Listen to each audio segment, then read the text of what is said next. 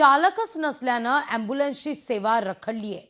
चंद्रपूरमधला हा सगळा प्रकार आहे। सामान्य रुग्णालयात ही घटना घडली आहे। तातडीच्या रुग्णसेवेकरता खरं तर यामुळे मोठी अडचण संभवतीये।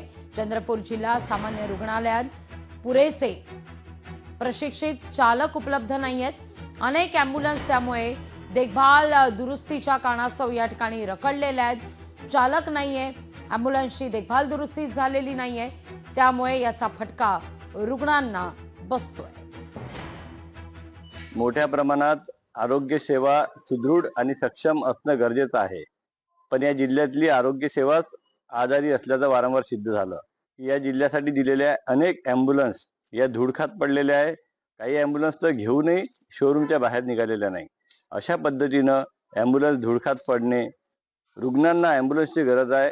योग्य वेळी जर ॲम्ब्युलन्स पोहोचली तर अनेक रुग्णांचे प्राण वाचू शकतात, त्यांना योग्य उपचार मिळू शकतात। जनविकास सेनेतर्फे आम्ही या ठिकाणी इशारा देत आहोत की शासनानं लवकरात लवकर याची दखल घ्यावी, अन्यथा जनतेचा आवाज आम्ही बुलंद करू आणि या ॲम्ब्युलन्स शासनाने योग्य पद्धतीने चालवण्यासाठी मोठं आंदोलन आम्ही या ठिकाणी उभारू।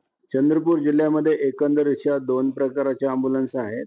एक तर 108 चे ॲम्ब्युलन्स आपल्याकडे 23 आहेत, ज्या की जनरल पब्लिकसाठी असं ॲक्सिडेंट असतील, पॉयझनिंग असेल किंवा कुठल्याही पद्धतीची रेफरल सर्व्हिसेस असतील त्यासाठी ते काम करते। जवळपास 119 गाड्या काहीतरी जिल्हा परिषदकडे आहेत, ते प्राथमिक आरोग्य केंद्राकडे दिलेले आहेत, त्या वर्ग झालेले आहेत। त्यामुळे त्यांच्या सर्व्हिसेस तिकडे ग्रासरूट वरून मातांना आणि बालकांना दिल्या जातात। आता सध्याच्या परिस्थितीमध्ये ठीक आहे, सध्या गाड्यापेक्षा आम्हाला ड्रायव्हर आणि मेंटेनन्स या गोष्टीकडे लक्ष द्यायचं आहे की आहे त्या गाड्या चांगल्या पद्धतीने वापरून जनतेला जास्तीत जास्त सेवा कशा दिल्या जातील, कुठे अडचण जाणार नाही हे आवश्यक आहे।